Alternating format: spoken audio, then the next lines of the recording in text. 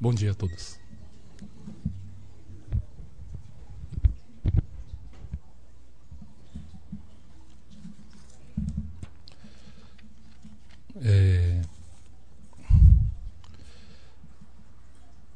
Tranquilidade.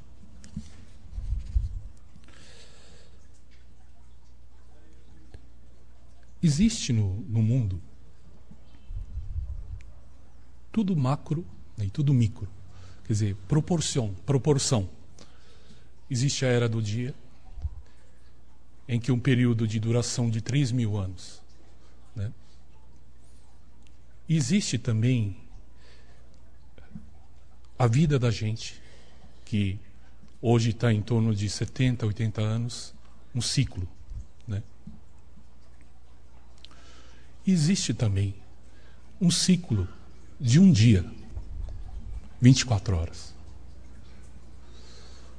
Se a gente parar para pensar, é como se de manhã fosse o nosso nascimento e a gente passa durante o dia e na hora de dormir a nossa morte ou passagem para outra fase.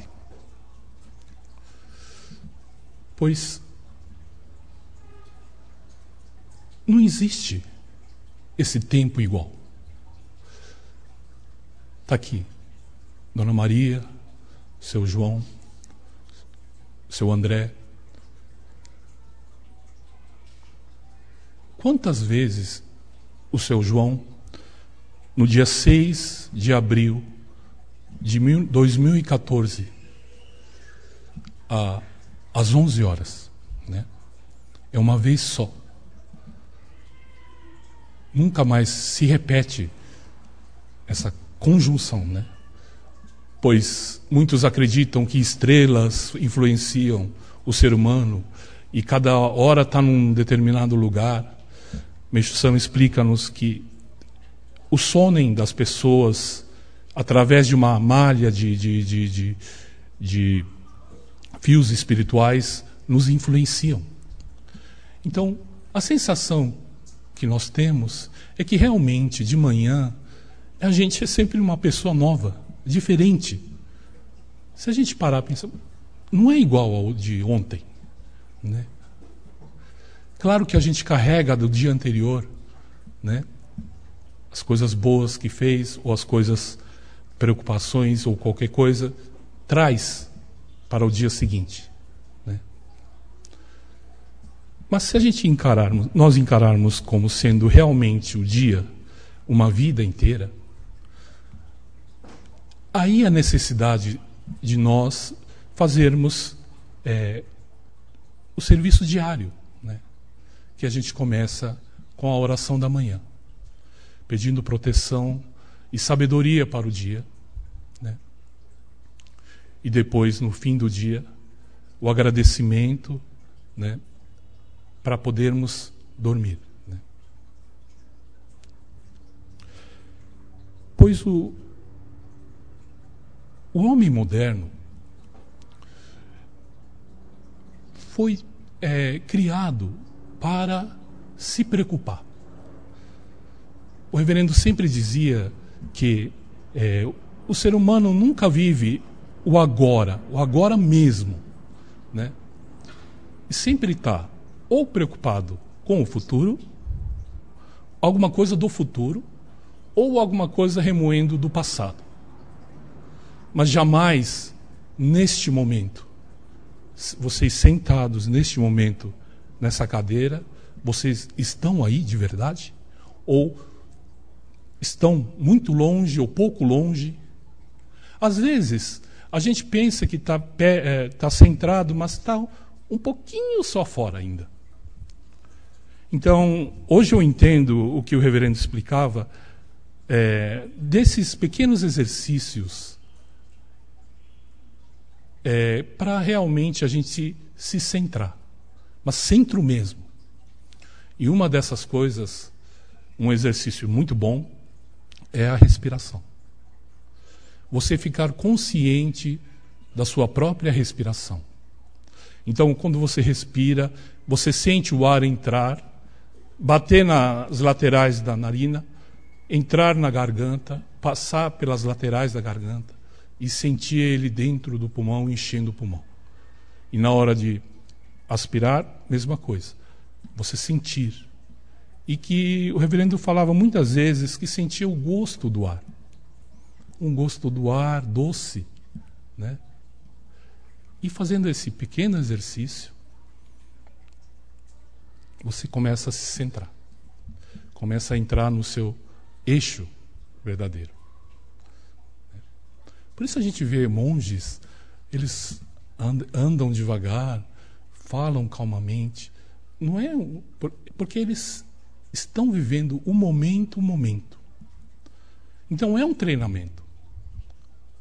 Por exemplo, agora no Salmo, a gente tem a mania de ler o Salmo, mas já olhando as letras seguintes e assim. Ninguém para ler letra por letra e curtir cada letra, né? A gente sempre atropela, né? Então, esse aprendizado, principalmente no Jorei, né? Quando nós paramos para ministrar Jorei, a atitude ideal é parar o mundo, parar o tempo como sendo a última coisa, ou sendo a coisa mais importante da sua vida, ou seja, a vida de 24 horas.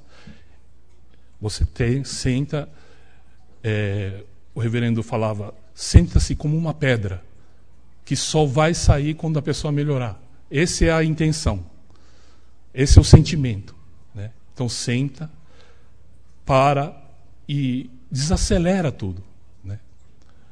Porque a gente é muito acelerado, muito, né? E parar é aquele momento mais importante do dia, né? Pois muitas vezes na nossa vida passa, Deus entra, né, dentro do nosso corpo, no caso o Jorei, que a luz atravessa dentro da gente, e é um momento de encontro com Deus, e muitas vezes a gente não está, né? A nossa consciência está um pouco fora, está preocupado com alguma coisa muito importante no dia seguinte, ou daqui a um mês, ou está chateado com algo que aconteceu.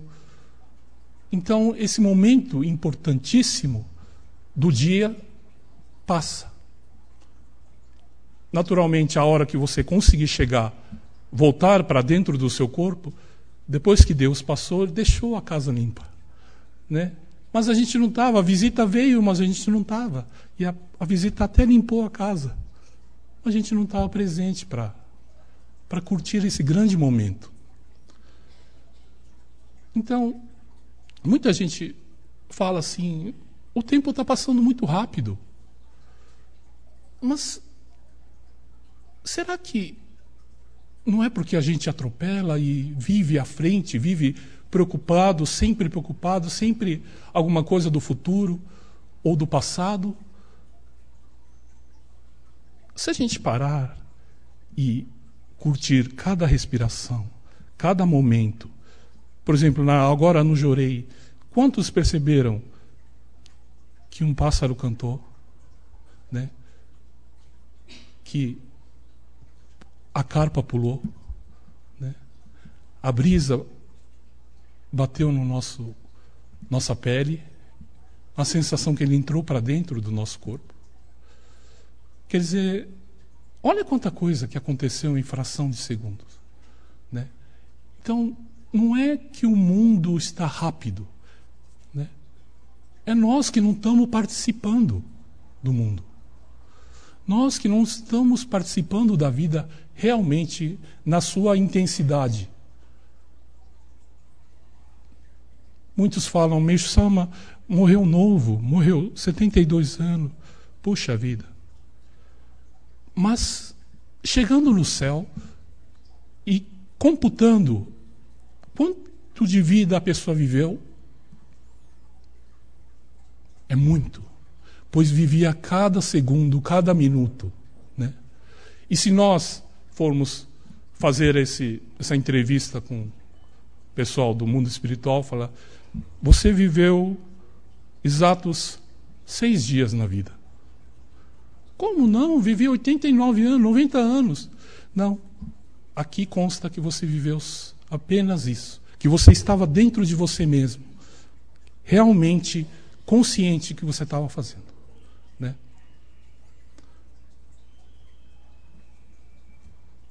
É muito interessante. Porque a gente, quando criança, temos muitas memórias, né? Pois criança vive intensamente. Né? Vive aquele momento, né? Brincar aquele momento como se fosse a última coisa. Isso a gente lembra. Guarda dentro da nossa alma. Mas ultimamente, com essa vida de preocupações, o que a gente consegue guardar? Quer dizer, gravar na alma da gente. Né? Mal a gente consegue lembrar o que comeu ontem. Porque a gente está atropelando. O tempo atropelado. Né? Então, a preocupação do reverendo de sempre a gente parar um pouco essa mente acelerada, né? Usa-se a palavra muito engraçada, destrambelhado, né? E é isso mesmo, né? E a gente deixa passar muita coisa, né? Eu acho que é por isso que monge vive a vida, depois cansa de viver. Pois eles vivem a cada segundo, cada milionésimo de segundo, curte, né? Aí vocês vão perceber como o dia é longo. Entende? Esses dias eu experimentei um dia que eu estava bem assim comigo mesmo. Experimentei, o dia foi muito longo, né? E eu lembro de cada passo do dia, porque eu estava, né? Lembro da respiração, lembro da sensação, lembro de tudo. Então, será que não estamos deixando passar em branco, né? Muita coisa, muitas bênçãos de Deus, que Deus nos dá, mas a gente não percebe. Né? Por isso, é interessante essa parte da tranquilidade. Né? Experimentem vocês hoje, agora, nesse momento.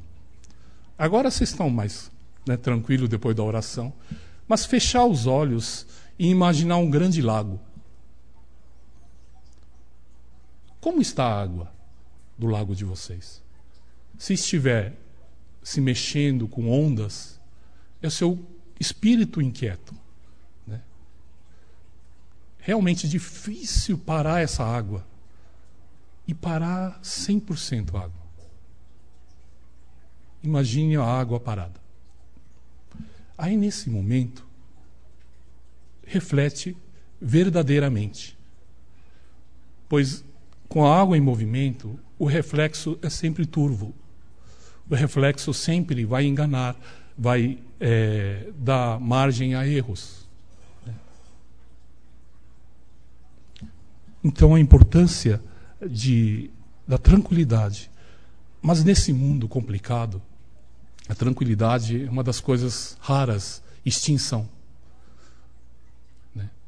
Para isso, é importante sentir a presença de Deus e, para com a sensação da presença de Deus, podermos entregar a nossa vida a Ele.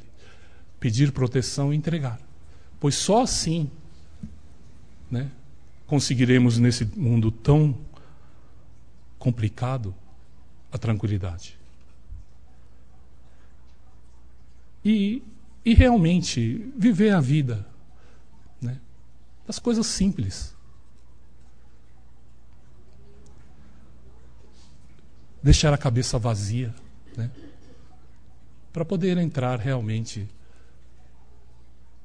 as inspirações, né?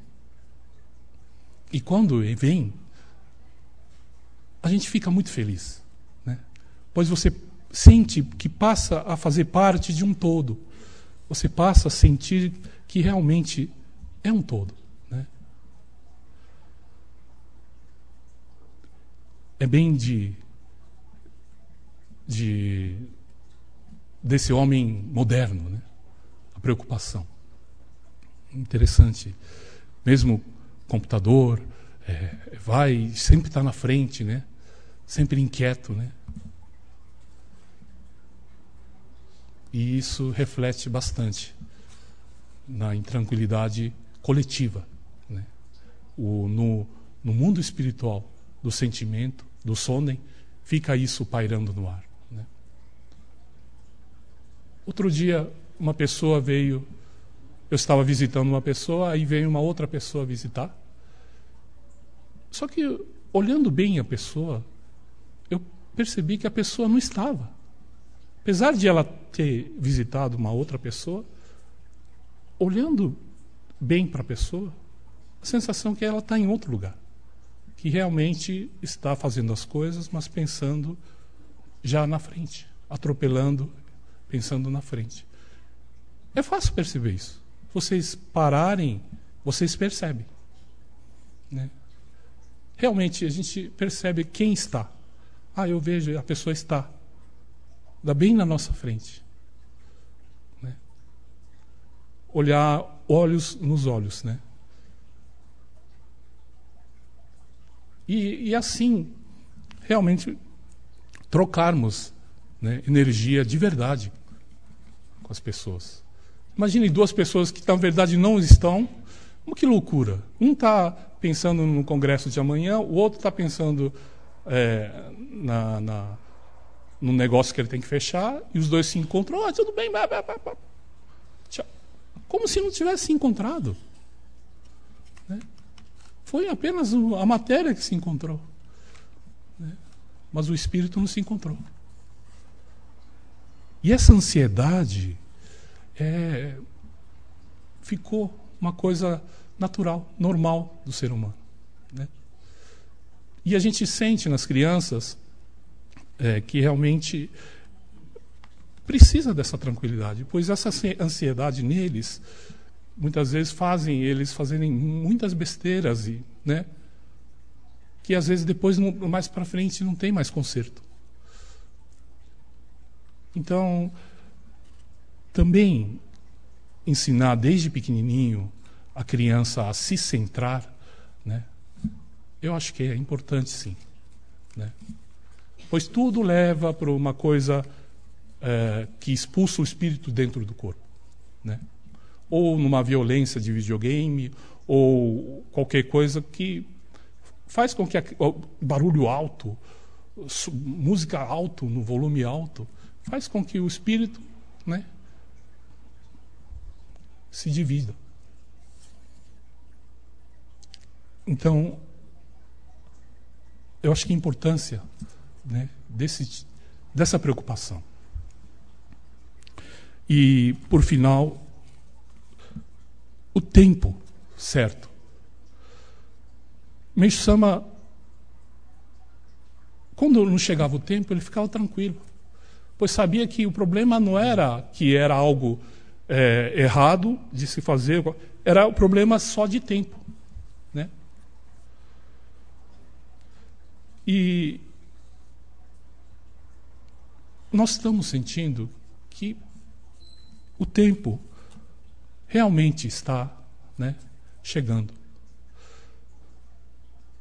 Na aula passada, nós lemos traduzimos um testemunho de fé da época de Meixo Sama e juntamente colocamos um artigo médico e que me pediram para retomar, para falar de novo, né? Vou dar uma pequena lida e vamos ver como realmente o tempo está chegando. Dr. Werner Zabel, um médico alemão, né? Especialista em câncer. Ele fala assim: me dê me dê uma chance para criar uma febre e vou curar qualquer doença. Muitos gigantes modernos da medicina biológica na Europa, como o prêmio Nobel Dr. André Loff, né, usaram a febre artificialmente induzida em suas batalhas contra o câncer. Dr. Werner Zabel contou a seguinte história verdadeira. Não muito longe de Roma, Itália, havia grandes áreas pantanosas chamadas de Pântanos Pontini.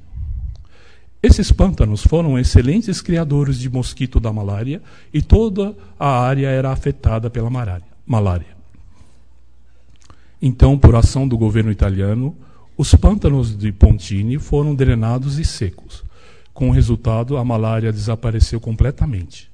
Mas pesquisadores da área médica italiana fizeram uma observação notável. Enquanto que, anteriormente, a área dos pântanos Pontini repleta de infectados com malária, enquanto que anteriormente a área de Pântanos Pontini repleta de infectados com a malária, mas toda a vida estavam completamente livres de pessoas com qualquer tipo de câncer. Agora, somente uma geração mais tarde, tinham a mesma incidência de câncer como todo o resto da Itália. Os cientistas concluíram que os ataques de febre frequente comum na malária estimulava as próprias defesas do corpo a fim de que o câncer não pudesse se desenvolver. A febre foi ainda um sintoma por muitos, um sintoma incompreendido e maltratado. Médicos mais ortodoxos vão combater e reprimir a febre. Na verdade, é um sintoma construtivo, sintoma de promoção da saúde, iniciada e criada pelo corpo em seu próprio esforço para combater infecções e outras condições de doença e para restaurar a saúde. Altas temperaturas do metabolismo inibem o crescimento de vírus ou bactérias invasoras e aceleram o processo de cura. Na medicina popular em várias partes do mundo, a febre tem sido usada durante séculos para curar a doença. Na Índia Ocidental, os nativos aflitos com sífilis foram curados se sujeitando a infecções de doenças que provocam a febre alta como a malária, febre tifo ou a febre tifoide. Dr. André Loff, bacteriologista francês famoso, demonstrou em repetidas experiências científicas que a febre é realmente um grande remédio e que pode ajudar a curar muitas doenças incuráveis. Em clínicas da Europa, a febre artificialmente induzida, principalmente na forma de banho e superaquecimento, escalda-pé, e tem sido usado como sucesso para tratamento de condições de doenças reumáticas, doenças de pele, insônia, artrite e o próprio câncer. Quer dizer, ainda é o começo, né, de uma luz no fim do túnel. Pois para a mudança da mentalidade, principalmente médica, precisa ser feito pelos médicos, né? Pois só assim, né, a comunidade vai entender. Então, de pessoas que no fundo do coração deles é a intenção de salvar a humanidade, de ajudar o mundo, se esse coração for sincero, Deus dá esse tipo de inspiração, esse tipo de descoberta, né? Faz com que a pessoa acenda aquela lampadinha, fala, puxa, né?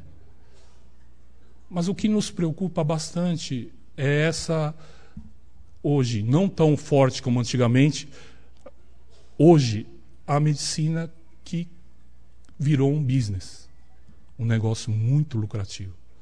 Como na agricultura, pois com a manipulação genética pode ser feito sementes dependentes total do agrotóxico e do adubo. E fazendo assim, ligando as partes, você amarra o consumidor, né, para o resto da vida, para o resto da eternidade. Mesma coisa, né, nesse grande business que se tornou a medicina. Hoje, uma campanha para nós que estudamos ensinamento absurda, né, de vacinar as crianças, né, HPV, né, nas escolas. Quer dizer, o que está sendo mexido, né, no ser humano? E hoje, muito mais poderoso, pois com a tecnologia se mexe em algo muito mais sutil, como hormônios, né, e mais para frente, geneticamente, né, mexer no próprio DNA. Então, antes possível, né, o objetivo de Meishu Sama é para que as pessoas realmente abram os olhos, né, para essa grande verdade. Não é nada pessoal contra que Meishu Sama tinha com os médicos. Não é, ele mesmo experimentou de tudo dentro da medicina. Sofreu de tudo dentro da medicina, né? Pois isso, através do sofrimento, fez com que ele, né, quisesse, em alto e bom som, alertar a humanidade, né? E com pessoas conscienciosas, com o coração realmente de querer ajudar, essas pessoas vão descobrir também, pouco a pouco. É um comecinho aqui, né? Descobrir que a febre faz bem, né? Quer dizer, confiar no corpo, ou seja, confiar em Deus, na criação de Deus, né? Pois o corpo é completo. O corpo não precisa da ajuda externa, e sim da própria saúde, para poder realmente, com essa saúde, adquirir mais saúde, né?